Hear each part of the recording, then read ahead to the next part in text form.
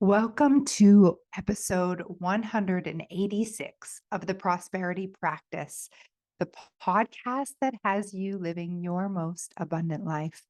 My name is Danielle Amos, and I am your host. Today, I'm going to take you back to 2008.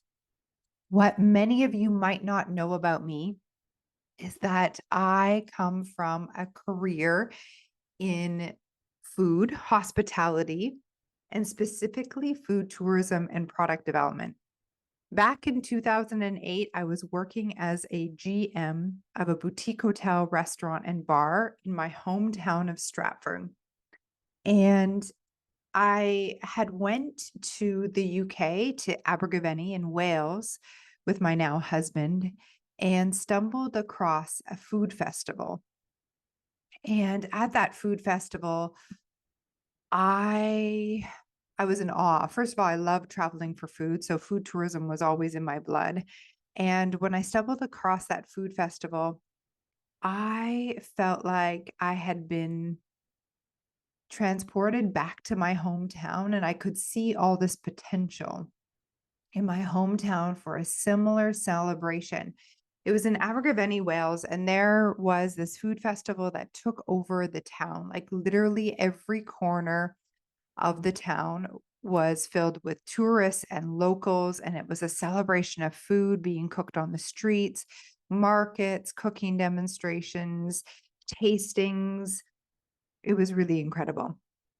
So I had come back to my hometown and I walked into the tourism office and I said, I think that Stratford needs a food festival.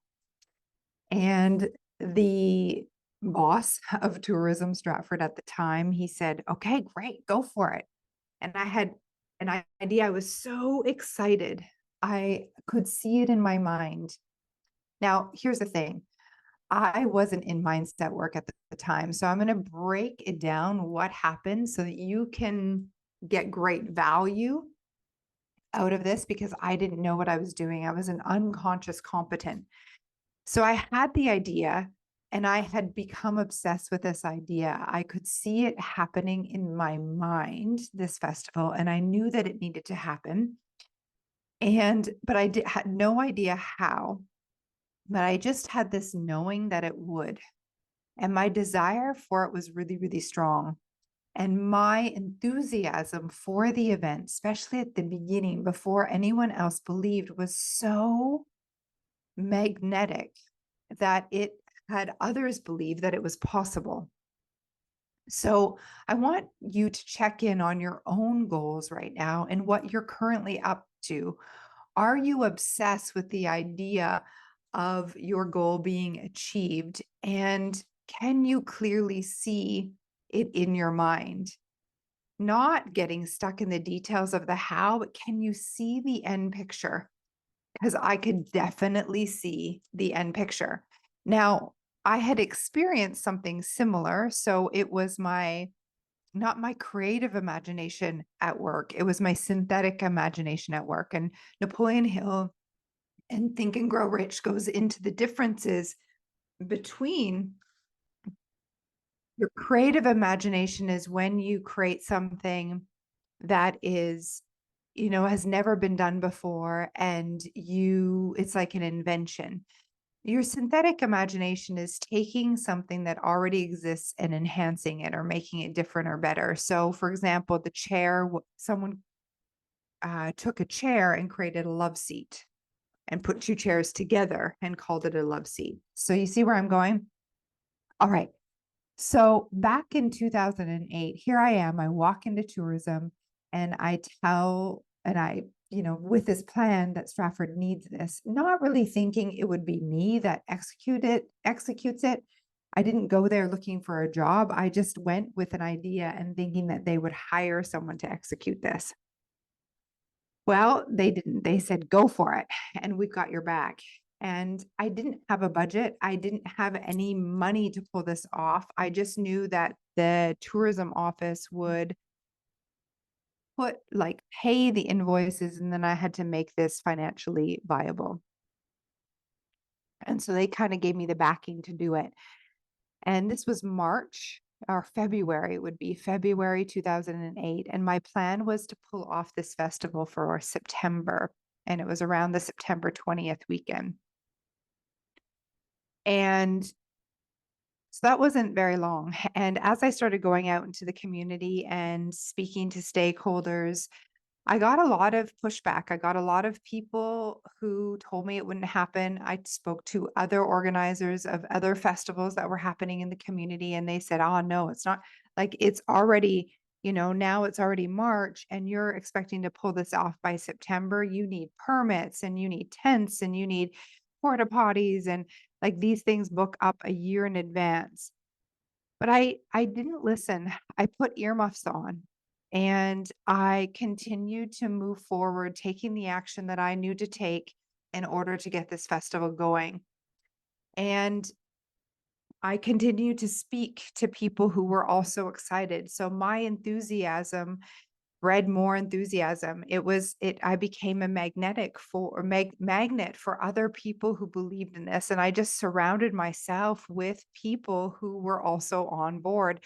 And I knew that there were naysayers, but I really put earmuffs on. So another thing, are you entertaining ideas of how something can't happen? Are you allowing yourself to listen to the naysayers, or are you surrounding yourself with others who believe and who are holding you up? It's a choice. And I'll tell you that both exist always, no matter what you're up to. And it's your choice with who you speak to and who you surround yourself with. So, this is your reminder to find those people who believe, who will become enthusiastic because you're enthusiastic. And if you're not completely enthusiastic, get enthusiastic, become obsessed with this goal that you're after, and find others who are willing to create the vision with you and see the vision with you. And as a leader, it's got to be your vision. Like if it's your goal, your mission, your purpose right now, you've got to have the strongest vision in the group. It's up to you to create it. It's always up to the leader. It's top down. So here I am going to work, never done this before, not knowing the how, bringing together stakeholders, taking the next step that I knew to take. And your question might be like, well, how did you know what to do? Well, I just followed the ideas that would come. I started mapping it out and going from the end goal and working backwards and asking myself what I needed and using my mind to create the picture of the finished product that I was developing, in this case, a food festival. And from that finished product, I would rehearse the weekend in my mind over and over and over and really see the details of what this looks like. And then from there, I would write it out and find the things I needed. So, hot tip number 3, go from the end goal.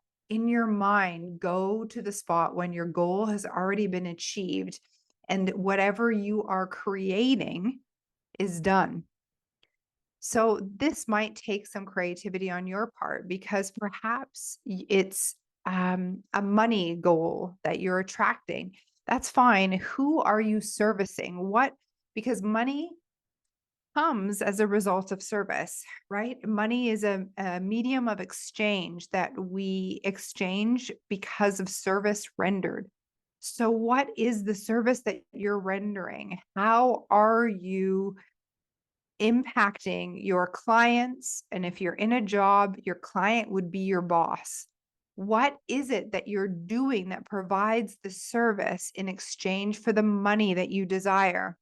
This is really important. I want you to see yourself giving the service. Now, you might not know how to come from the goal achieve vision. Like, well, I'm not sure what I'll be doing because I'm not doing it yet. And this is where you've got to develop your program. This is where you've got to be open minded to brainstorm and see potential ways that you can grow your service.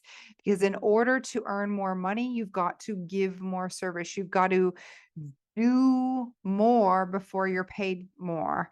And when I say do more, this is also in your beingness. So I'm not talking about working longer hours. It's not about trading time for money. It's trading your effectiveness, your attitude, your beingness, your ideas, and upgrading those things rather than working longer. Instead, you're going to work smarter in a way that is way more beneficial to your clients or your boss and everyone in between. Next week, we're launching a program called the Bottom Line. I want to tell you about it here because this Bottom Line program is exactly what I'm talking about. I'm going to be showing you with examples from different industries on how you can increase your service and meet the expectations of your ideal client and or your boss. Like I said, if you're in a 9 to 5, really expanding your product or your program to meet the expectations of the person that you are providing the service to. Most people continue to develop or continue to offer the same service over and over and over, year after year, expecting an increase in revenue, but they haven't changed anything. They haven't upgraded what they are offering. And so why would you be paid more if you're doing the same? It's a definition of insanity. The definition of insanity is doing the same thing over and over and expecting a different result. So you've got to be different, think different, do different. And so I'm introducing the Bottom Line program for you because I'm actually bringing in my past food tourism work. Now, I ended up working in a career of food tourism product development for 15 years.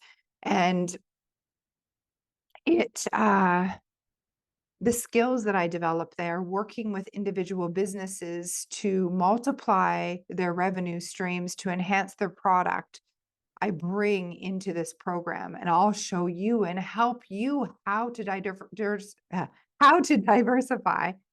how to multiply your sources of income so that you are meeting the expectations of your of the person you're serving, and not only the person you're currently serving, but the person that you're growing into, your ideal client.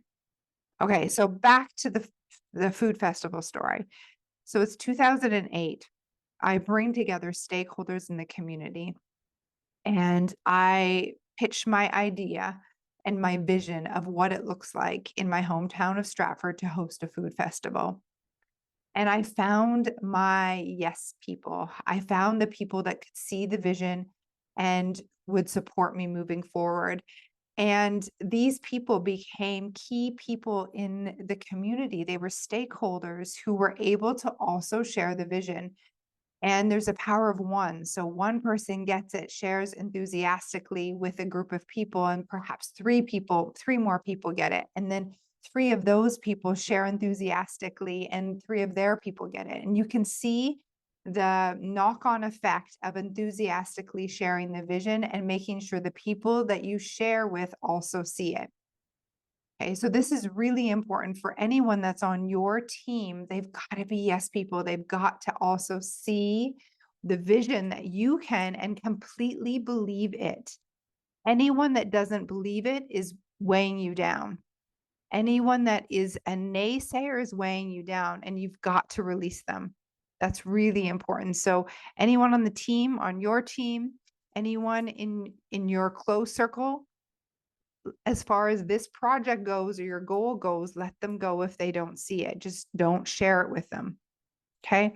Protect your vision, protect it, and share with only those people that can see it. So I'm working through the summer, and at the same time, I still had my job as GM at that boutique hotel, restaurant, and bar. And at one point, I just realized, okay, if this is actually going to happen, I'm going to need to really, really focus on the one thing. And I end up giving my notice at the restaurant and going all in for this food festival. The first year, the food festival attracted over 5,000 people.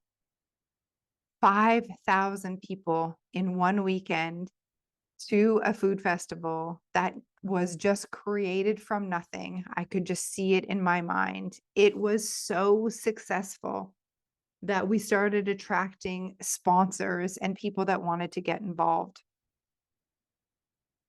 Fast forward, that food festival attracted 30,000 people and brought in over $4 million in revenue for the local economy. It became one of the top food festivals in Canada. In fact, it was named top 10 by the Globe and Mail. We had media coming from all over the country to be a part of this food festival. We had sponsors, we had partners. It expanded so quickly with such grace and amazement to people watching. It was like it happened out of nowhere. Here is the thing. I always knew it would happen, and I always knew it would be a success because I saw it in my mind first. I didn't need others to believe for me to believe. I believed. I didn't know the how, and I didn't know really that it would become as big. I just knew that I also was willing to adapt and make it so it became bigger and better every year. And this again is where you want to pivot. So, anyone in business or anyone in a job, like I said, doing the same thing over and over and expecting a different result is the definition of insanity. And so, after every food festival, I sat down and I looked at what went well. And I acknowledged our stakeholders, the participants, and then I looked for ways of improving it, not only from a place of like what was and noticing what could be better. I looked from the lens of the person attending the festival. So, our clients.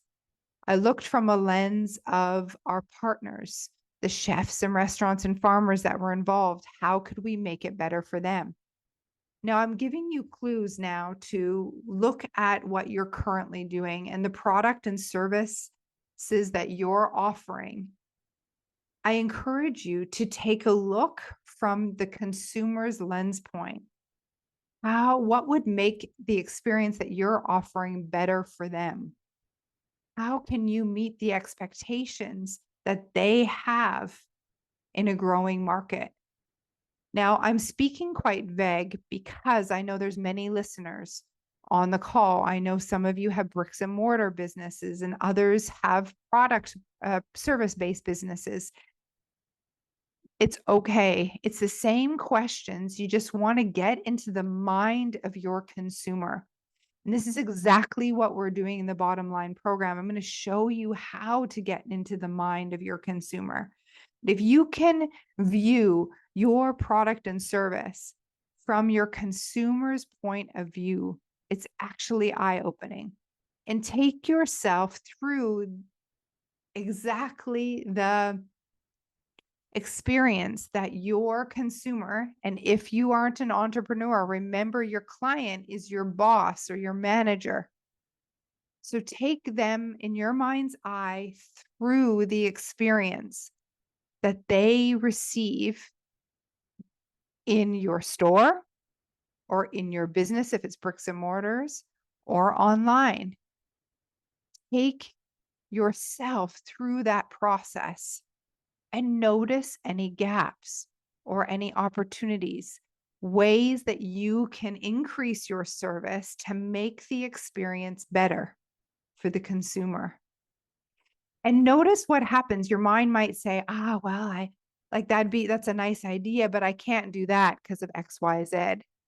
Well, let go of any of the ideas of can't. It doesn't matter if you can or you can't right now. I just want you to be able to capture ideas on how to enhance the product, how you can enhance what you're currently offering to better meet the expectations of the consumer. This is huge. Now, when I was working with a food festival, this is exactly how I expanded. I got to really know what the consumer was looking for because I was that consumer. Now, the reality is your clients are most likely very similar to the way you were just a few years ago. The reason why you are so good at servicing these people is because you can relate to them. You can get into your own mind and view the world from their place. The people that you're helping them because you've been there. Wouldn't you agree? So I want you to get into the minds of the person that you're helping. And what are they looking for? How can you be of more service?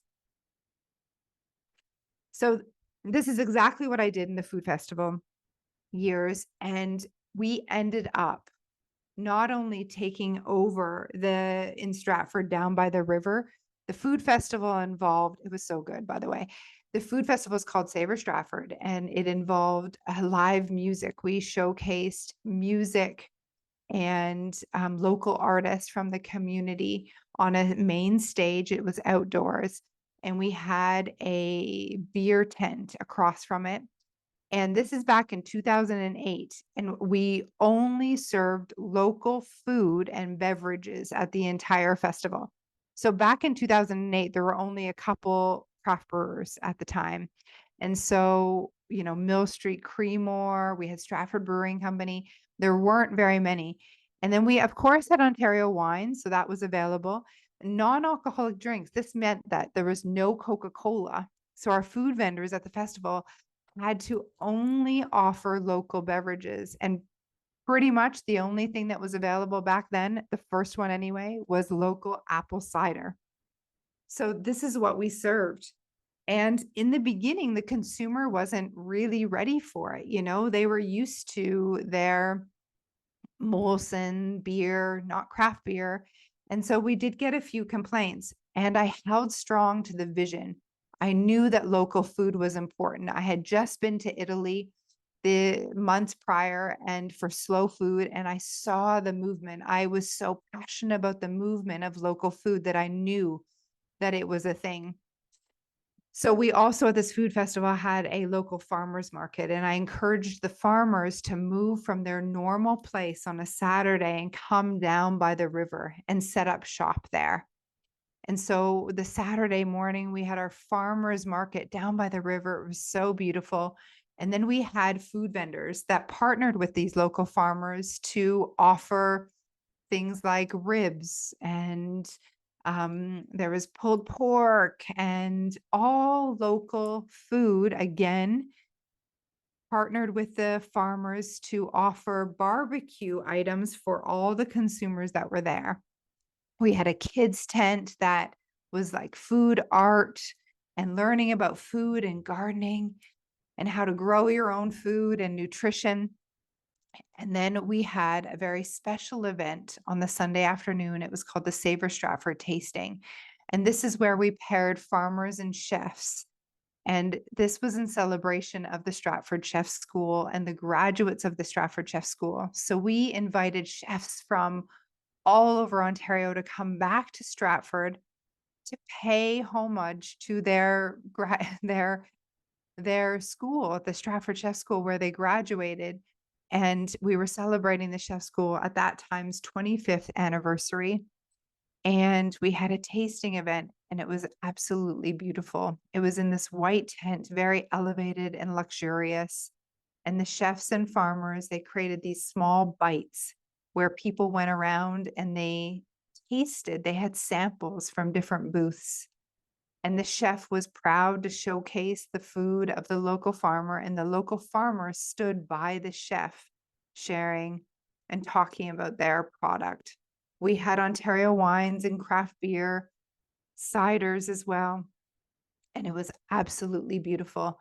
The weather that weekend was incredible. Now, I share this because it was a huge manifestation. I saw it in my mind, and the food festival happened.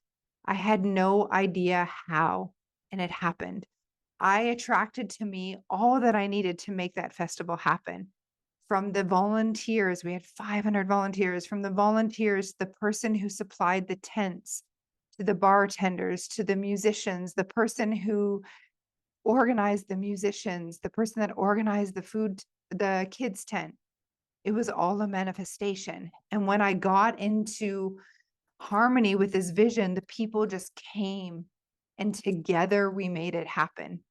It was not just me. I just had the vision and I continued to share the vision and I stayed open to attracting all that I needed.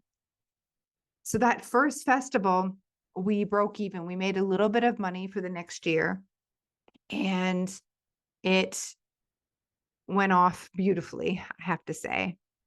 And the following year, I just wanted to make it bigger and better. And that's what we did. The festival continued to go on for many, many years, and I was the director of it.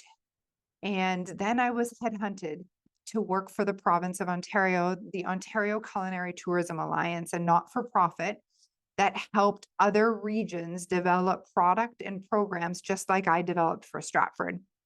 So I became the director of product development, and it was my job to then travel around the province, helping regions develop programs and products and enhance what they already had to attract tourists and to meet the expectations of the food tourists. I would go from business to business and help business owners enhance their offerings so that they could become a food tourism destination. So this is where I'm bringing these skills to the bottom line program.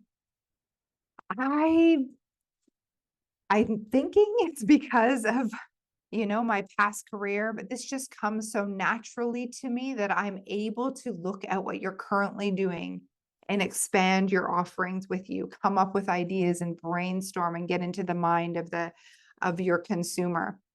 So during the bottom line program, I'm going to take you through the steps that I used to take the businesses and the regions through so that you can also expand your offerings. And when you expand your offerings, you expand your bottom line, you increase your revenue.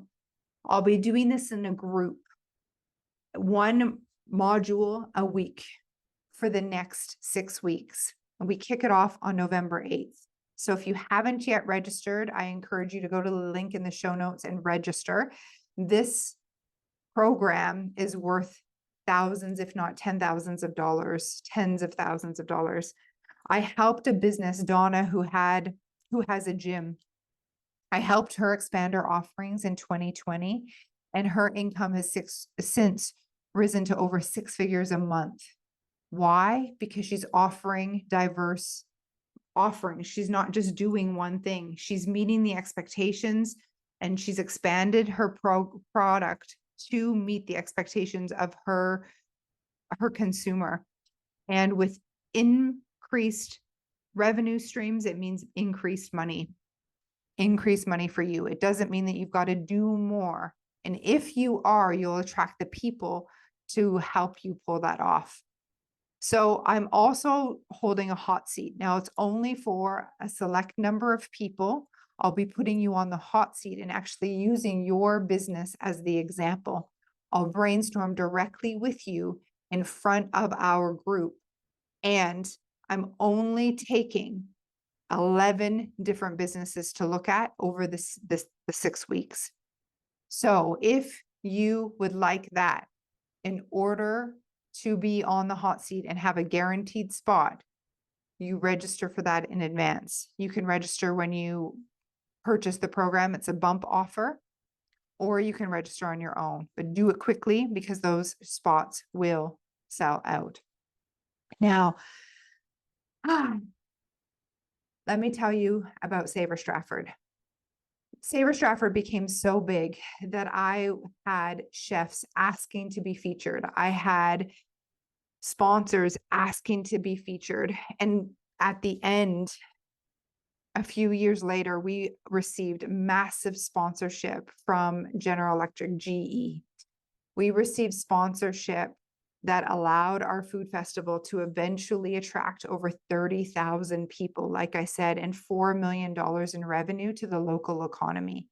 We ended up going from just around the river to taking over the downtown core of Stratford for an entire weekend. There were people coming from all over Canada to be at this food festival and even northern parts of the States. It was incredible. People saw Stratford as a food destination because of this event. The businesses that were here and were part of the festival at the time, they were then being featured in magazine articles, interviews, TV programs of chefs that were notable Canadian chefs. I'm so proud of what we developed. And it wouldn't have happened without leveraging my imagination and mindset principles that I now teach. It wouldn't have grown if I didn't understand how to develop programs and products to meet the expectations of the people coming to the festival. This is exactly what I want to show you. You cannot stay the same. And right now, this time, it's important that you pivot because the world is pivoting. Are you going to be left behind, or will you pivot and develop products and programs that take you to the next level? I know you can. Join me in the bottom line. I want to thank you for listening to this episode of the Prosperity Practice. You may not have known that about me, and I look forward to showing you a different part, more strategy piece to the work that I've done and who makes up Danielle Amos. Thank you for listening, and expect abundance.